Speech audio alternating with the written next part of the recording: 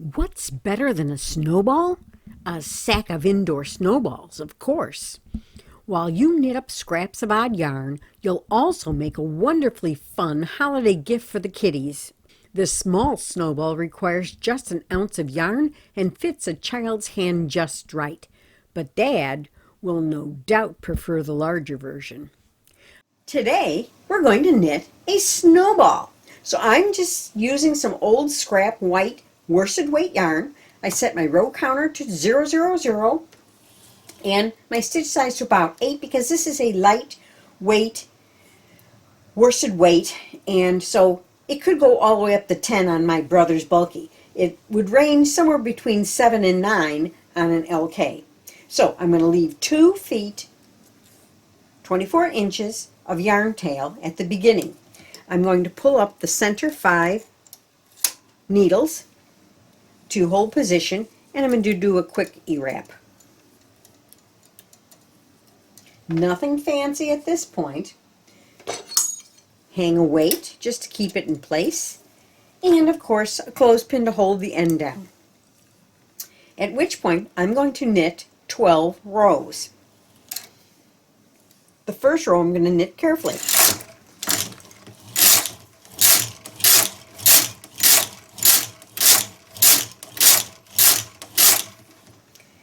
You can knit more rows to make a larger snowball, but in this case I want to make a smaller one.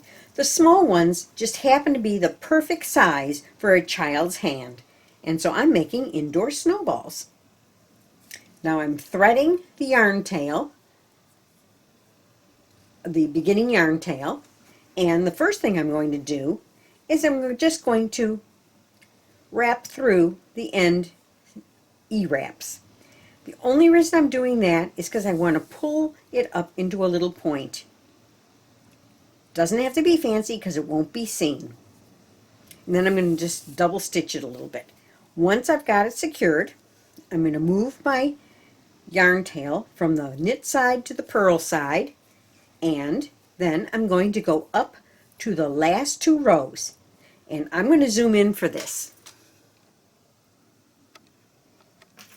On the last 2 rows, you see the little bars of the stitches, and I'm going to thread my darning needle right under those 2 bars and pull it out the top.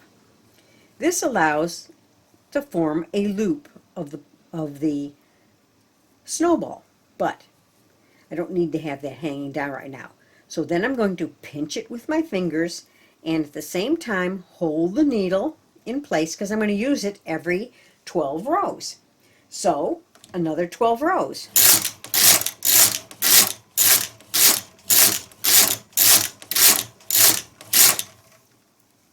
Go up to the last 2 rows and thread up again. By threading at this point, you get very even loops. Okay? And we're going to continue to do this same thing so that we have 39 of these spaces. I have exactly 8 more rows to go, and I probably have just enough yarn to make it. So what I'm going to do is I'm going to hand feed it. I'm going to put my weight on. I have 4 on this section already. 5, 6, 7, 8, 9, 10, 11, 12. Okay, and I have about a foot left, and that's fine. I usually leave about 24 inches at the end, but because I'm using up all this scrap yarn, I'm constantly adding more little bits to it. So I'm going to, last thing I'm going to do is I'm going to go into the last 2 bars, just like I've done before. Now I'm going to take that off the beginning yarn end off of my yarn needle. I'm going to pull these out to hold position so I don't get anything bumped off the needles while I'm doing this. Then I'm going to thread up my yarn tail, the ending yarn tail, and I'm going to simply, since I pushed these behind the latches already, I'm going to just simply put my needle in and pop it off and take each of the stitches off, because just like on the beginning row, I want to pull them together into like a little point. there you go. Now, one safety thing is push those back. So now I'm pulling that yarn through. Let me just zoom in a little bit closer. See how I pulled that yarn through there? And then I'm going to go back through it again. So I just put a cover on my knitting machine. I've got that end pulled up. Now, this is the beginning yarn tail here, right there. And if you can see, as I pull on it, you can sort of see, you can definitely see the stitches that I went under. So with the ending yarn tail, I'm going to start from the end and go to the beginning and thread those up. The same stitches, so that I'll have one yarn tail coming out of each end when I'm all done. So see how this one is coming up? And as you get, and as you want, you can pull, as it's convenient for you, pull the beginning yarn tail to expose the next threads. As you can see, I'm getting right to the end.